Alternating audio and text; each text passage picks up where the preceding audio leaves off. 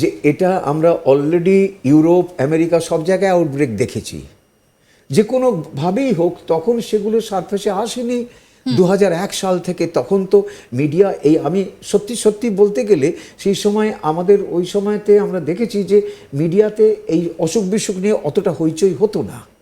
এখন কোভিডের পর থেকে চীনের ব্যাপারে একটা সবাইকার নজরটা ওদিকে আছে, যে কারণে হচ্ছে কি চীনে কিছু হলেই সঙ্গে সঙ্গে একটা সেটা প্রকাশ পেয়ে যাচ্ছে, যে একটা আতঙ্কের সৃষ্টি করছে যে এই চীন থেকে এই হলো বুঝি না। সেটা চীনে কেন, অন্য জায়গায় হতে পারে, আমাদের আজকে ভারতবর্ষেও এর আউটব্রেক হতে পারে, কোনো অসুবিধা নেই, এখানে হতেই পারে। সেটা একটা ভাইরাস এসেছিল যেমন ইবোলা ভাইরাস, এটা এসেছিল বাদুড় থেকে খুব সম্ভবত, যেটা বলা হচ্ছিল। এই HMPV ভাইরাস এটা কি মানব প্রজাতিবাহিত নাকি এটাও কোনো পশুর থেকে এসেছে? না, এটা ওই যে বললাম যে এভিয়ান মানে পাখিদের যে মেটানিউমো ভাইরাস, সেখান থেকে তৈরি হয়েছে এটা। এগুলো ওই জেনেটিক ডিভিয়েশন হয়, জেনেটিক বাইফার্কেশন হয়, ট্রাইফার্কেশন হয়, এখানে লিনিয়েজ বলে, মানে বংশ একটা বংশ পরম্পরা আলাদা আলাদা হয়ে যায়। এর মূল উৎস হচ্ছে এভিয়ান মেটানিউমো ভাইরাস। সেখান থেকে নিজেকে সরিয়ে নিয়ে মানুষের মধ্যে ঢুকেছে। কি করে হয় এগুলো? ধরো একটা পাখির মধ্যে ভাইরাসটা আছে, এবারে পাখির সঙ্গে মানুষের সম্পর্ক, আমরা পাখি পুষি, পাখি নাড়াচাড়া করছি, অনেক জায়গায় আমরা মুরগি কাটছি বা নানাবিধ পাখি হ্যান্ডেল করছি, সেই ভাইরাসটা আমাদের শরীরে আসছে। এবার ওই যে ভাইরাসটা, পাখিদের ভাইরাসটা আমার শরীরে ঢুকছে, কিন্তু সে দেখছে এটা তো অচেনা জায়গা, সে মরে যাবে, চরিত্র বদলাচ্ছে। এইবারে সে করছে কি না, আমার শরীরে থাকার মতো করে নিজেকে পাল্টে ফেলছে। এই করে করে ধীরে ধীরে ধীরে ধীরে আস্তে আস্তে ওটা তৈরি হয়ে গেল এবারে পিওরলি একটা হিউম্যান। এখন যেটা হয় হিউম্যান টু হিউম্যান ট্রান্সমিশন হয়। আচ্ছা, আমি বোঝাতে পেরেছি? এখন এটা হিউম্যান টু হিউম্যান ট্রান্সমিশন হচ্ছে, তাই এটা আলাদা করে সেটাই আবিষ্কার, সেটাই নামকরণ হয় 2001 সালে নেদারল্যান্ডসে, যে হিউম্যান মেটানিউমো ভাইরাস বলে। আচ্ছা, এটা যদি চরিত্র বদলায় আবারও সেই একই জায়গায় আমরা ঘুরে ফিরে আসছি। তার কারণ হচ্ছে কোভিডের যে ভয়ঙ্কর অবস্থা আমরা দেখেছি, 3টে স্ট্রেন দেখেছি টোটাল, এবং প্রচুর মানুষের মৃত্যু হয়েছে। ভয়ানক ছবি, সকালবেলা আমাদের ঘুম ভাঙতো সেই ভয়ঙ্কর ছবিগুলো দেখে, যে কারণে মানুষের মধ্যে আতঙ্কটা বোধহয় একটু বেশি মাত্রায় ছড়িয়েছে। এর যদি চরিত্র বদলায় তাহলে এটা কতটা ভয়ঙ্কর হয়ে উঠতে পারে? না, যদি বদলায় মানে কি, ব্যাপারটা হচ্ছে কোভিড কি আর বদলাচ্ছে? না, কিন্তু শুরুর দিকে বদলেছে, শুরুর দিকে হয়েছে, এটাও তো এখন শুরুর দিকে না, এটা এখন শুরু কত, এ তো 50 বছর ধরে আছে, 125 বছর ধরে আছে এই স্ট্রেনটাই। হ্যাঁ, এটাই রয়েছে। সুতরাং এর তো পরিবর্তনের খুব একটা এখন আমরা দেখছি না, এখনো পর্যন্ত কোনো রেকর্ড নেই যে এর কোনো র্যাপিড মিউটেশন হয়েছে বলে। সেজন্য এটা নিয়ে অতটা ভয় পাওয়ার মতো কিছু নয় যে এই একটা মামুলি সর্দি কাশি জ্বর তৈরিকারী মেটানিউমো ভাইরাস হঠাৎ করে কোভিডের মতো মারাত্মক হয়ে যাবে, তা নয়। কারণ তাহলে সে নিজের ক্ষতি নিজে ডেকে আনবে, সেটা ও চাইবে না। এটাই হচ্ছে ন্যাচারাল ল, সে কখনো চাইবে না। ইভলিউশনের বেসিক প্রিন্সিপালই হচ্ছে এইটা, যে তাকে বেঁচে থাকতে গেলে একটা গুড রিলেশনশিপ রাখতে হবে তার হোস্টের সঙ্গে। So that is the host Parasite relationship, সেটা তাকে সেই একটা ব্যালেন্সে রাখতে হয়। আচ্ছা, সেই ব্যালেন্সটা প্রথম অবস্থায় থাকে না, ধীরে ধীরে সে শিখে ওই ব্যালেন্সটা নিজেরা তৈরি করে নেয়। সেই জীবাণুগুলো, সে ব্যাকটেরিয়া হতে পারে, ভাইরাস হতে পারে, প্যারাসাইট হতে পারে, সবাই তাই করে।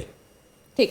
এই ভাইরাসটা কাউকে অ্যাটাক করেছে বা কারোর হয়েছে, এটা জানার পর কিভাবে ট্রিটমেন্টটা হয় এবং কিভাবে এর থেকে মুক্তিটা মিলবে সেটা যদি বলেন। আমি ঠিক উল্টো দিকে যাব, ভাইরাসটা জানার পরে কি হবে সেটা নয়, আমি আগে জানবো কি করে। দর্শকদের বলে রাখি, আমরা তো এত বছর ধরে আছি, বাসে ট্রামে ঘুরছি, মেলায় যাচ্ছি, বাজারে যাচ্ছি, বাড়িতে হাঁচি কাশি হচ্ছে, বাচ্চা নাক দিয়ে জল পড়ছে, তাও স্কুলে যাচ্ছে, পরীক্ষা আছে বলে স্কুলে যাচ্ছে, বড়রাও অফিস কামাই করবো, একটা দিন করে আসি। নেহাত অসুস্থ না হলে সে অফিস কামাই করে না কেউ। তারপরে 2-3 দিন 7 দিনের মধ্যে সে ভালো হয়ে যায়। কথাই বলো না, ভাইরাল অসুখ ওই চিকিৎসা করলে 1 সপ্তাহ, আর চিকিৎসা না করলে 7 দিন লাগবে, এটা প্রচলিত কথা আছে, এটা সবাই জানে, অনেক ডাক্তারবাবুরাও বলেন এ কথা। এখন তার মানে কি, এটা সেলফ লিমিটিং ডিজিজ, নিজে নিজে ভালো হয়ে যায়। এই যে সময়টা, এই যে 5 দিন হোক, 7 দিন হোক, 3 দিন হোক, কী হয় না, ও আমার শরীরে যখন ঢুকলো, নিজে বংশবিস্তার বংশবৃদ্ধি করার জন্য আমার শরীরকে আশ্রয় হিসেবে নিল। এবার আমার শরীর রিয়াক্ট করবে, কীভাবে রিয়াক্ট করবে? অ্যান্টিবডি দিয়ে তৈরি করবে, সে একটা ইমিউন রেসপন্স হবে।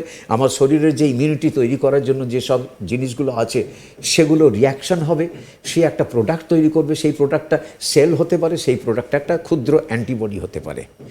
এই অ্যান্টিবডি বা সেল ভাইরাসগুলোকে মেরে ফেলে। এবারে ততদিনে হয় কি, ওই যে 5-7 দিন সময় নিল, তার মধ্যে ওই ভাইরাসটা কিন্তু আমার হাঁচির থেকে, আমার কাশির থেকে সমাজে অন্যের মধ্যে ছড়িয়ে পড়লো। তার পারপাস কমপ্লিট হয়ে গেল, ফুলফিল হয়ে গেল, এবারে তার উদ্দেশ্য সফল হয়ে গেল। এইবারে সে করবে কি, আস্তে আস্তে আস্তে ঘাপটি মেরে বসে যাবে বা মরে যাবে। সেই জন্য এটা অটোমেটিক্যালি যেটাকে বলা হয় স্পন্টেনিয়াস কিওর বা সেলফ কিওর আর কি, এটা হয়ে যায়। সেই জন্য এটার এই যে ঘটনাটা ঘটছে, তাহলে আমরা এইরকম কি করে দেখব সমাজে আজকে অ্যাডিনো ভাইরাস, এগুলো আমরা কি আগে জানতাম? আজ থেকে 15 বছর আগে কি আমরা দেখতে পেরেছি? শীতকালে যে সর্দি কাশি হচ্ছে, বর্ষার সময় সর্দি কাশি হচ্ছে, কোনটা মেটানিউমো, কোনটা অ্যাডিনো, কোনটা রাইনো?